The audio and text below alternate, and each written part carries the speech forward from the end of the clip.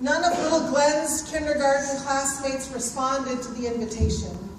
She said he was so devastated when he realized that none of his friends were coming to his birthday party. He tried to hide the fact that he was crying by pinching the bridge of his nose, and he kept asking me, "When will my friends get here?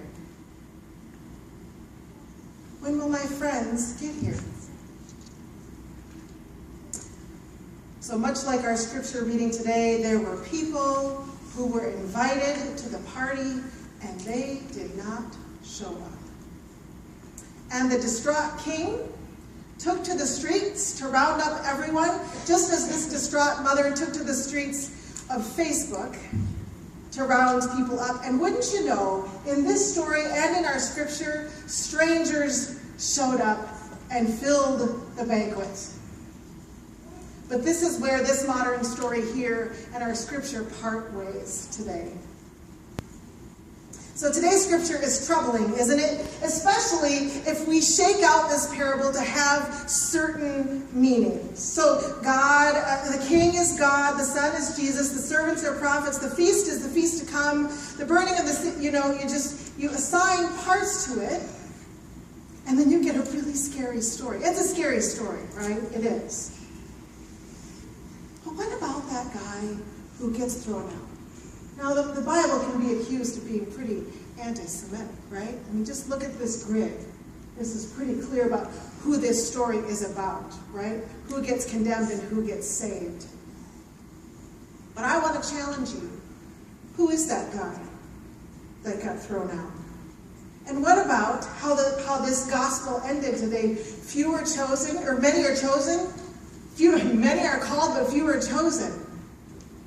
Certainly we fit in there somewhere, right? Certainly our invitation didn't get lost in the mail. Certainly we didn't shrug it off and just not show up, right?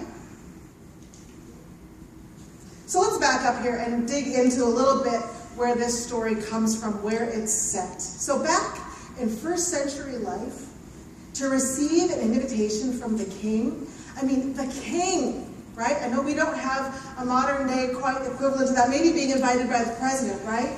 It was a big, hairy deal to be invited to a banquet from the king. You would not ignore that invitation. You just wouldn't. The people hearing this story were shocked at how the story unfolded. Because your loyalty to the king was not questioned in that time, because it had ramifications on your life, your family, your business, right? So you did not ignore the king. And you especially didn't kill the messengers who were sent to remind you to come to the banquet. So hearing this story would have been shocking for the people then. You just didn't do that. It wasn't an option. So let's imagine.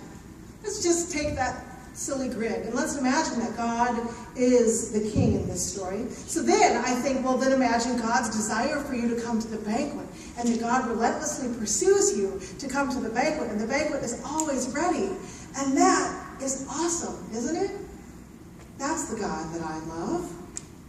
But then, if God is the king in this parable, then this same God is the one who goes after the people that killed his servants, and he kills them and he burns down their city, his city, right? This is the same God, right? Then this God, this king who is God, right, goes out and invites all the people from the streets, right? But I imagine they're like coming out of the rubbles of their homes that have just been leveled to come to this party. I don't imagine there's a whole lot of revelry that they're experiencing at that point. I imagine it's a subdued gathering, everyone in that banquet hall, and they're like, just don't make eye contact. When is this guy gonna snap again, right? Just eat your peas, right? Because the king snaps, right? He does snap. So imagine if this is God, God snaps, and he looks out and you're like, oh no, look at me, no, it's the guy next to you, right? It's the schmuck next to you who just didn't wear the right wedding garment, showed up in the wrong clothes. And maybe, I don't know, maybe they got burned up in the fire when his house was destroyed by the king. I don't know. I imagine that the banquet hall was silent. as the king singled him out and yelled and kicked him out the door. And just then, just in case we were left in stunned silence and had nothing to talk about after this guy was shown the door, that's when the king says, yeah, many are invited, but few are chosen. That's your icebreaker to talk about at your banquet tables, folks. So is that your view of God? In this story and in your life, is that your view of God? Oh, certainly, God laments our faithlessness, and God seeks us out again and again. Certainly, God invites everyone in, not just those who seem deserving. But then this image of God gives way to a vengeful, violent, angry God who is way too capricious for anyone's comfort. This version of God has me worried. When will you turn on me, God? When will I pray the wrong prayer, or do the wrong thing, or wear the wrong thing? And when will I be punished? That's what this kind of God stirs up in my heart. I don't know about yours.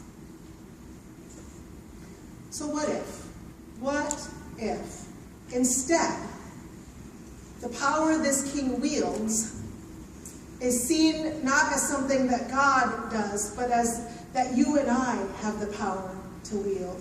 What if this story points to you and to me as the ones who have the power to invite others into this feast, into this celebration of life from death, this life of being constantly transformed, this life of hope in the midst of despair? What if you and I have the power of this king in the story? How does it change your hearing of this story? So disciples invite and welcome through loving acceptance. That's one of our guiding principles that we try to live by here at River of Hope. It reflects a desire by us to show love by inviting people not just to come to worship, but inviting them into our lives, opening the door for possibility of a relationship, of friendship, of love, right? Just as you open yourself up to that possibility by doing that awkward "hi, my name is" during the greet time, right? You open yourself up to a possibility of friendship, to be in a deep relationship, right? And just along with that possibility of a new friendship, a new relationship, comes the possibility of brokenness, comes the possibility of someone saying no, comes the possibility of someone not showing up, comes the possibility of them, not accepting your friend request on Facebook, right? So what if? What if we are the king in this story? Then who is it that we might be kicking out for not wearing the right clothing? Who is it we are kicking out because they don't believe quite the same way that we believe? Who is it we are kicking out of our lives because we just don't like the look of them? So then, since we're what-ifing this story, right?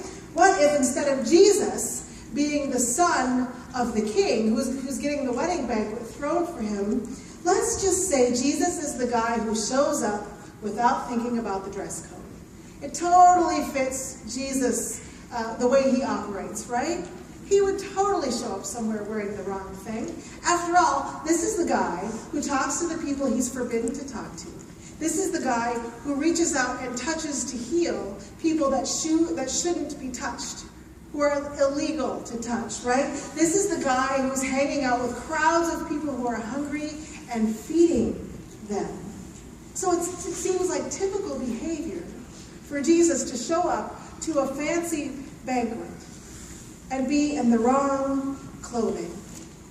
After all, it's Jesus who is betrayed by his closest friends, who is thrown into the outer darkness of the cross, and who called out in despair from the cross to his Father. This parable is tough, isn't it? But I think Jesus tells this parable to all those religious elites, to all those people that are following them, life to tell them that they have a place in bringing about God's kingdom, that they have a role in bringing about God's kingdom here on earth. So, are we the ones out inviting people willing to risk rejection and ridicule? Are we out there risking that we might even be inviting Jesus himself into our midst? See, we are the ones to always be preparing for the banquet, to always be preparing to invite people into a life of joy, a life of transformed living, a life of knowing that you will be fed when you are hungry, that you will be cared for when you are sick. We are called to be people who are constantly telling about hope and faith and love. So it's for us to ask, just like 6-year-old Glenn asked, when will our friends get here? When will my friends get here? But we don't wait. We don't passively wait for them to come, but we seek them out and we invite them not just to worship, not just to a place that has doors and is open on Sunday, but into our very lives. We risk that. We risk being rejected, certainly. Oh, but it's worth the risk. Because what we do is we put on Christ. There's no dress code. We put on Christ because Christ changes us from the inside out. And that is the best news this parable has to tell us. Thanks be to God. Amen.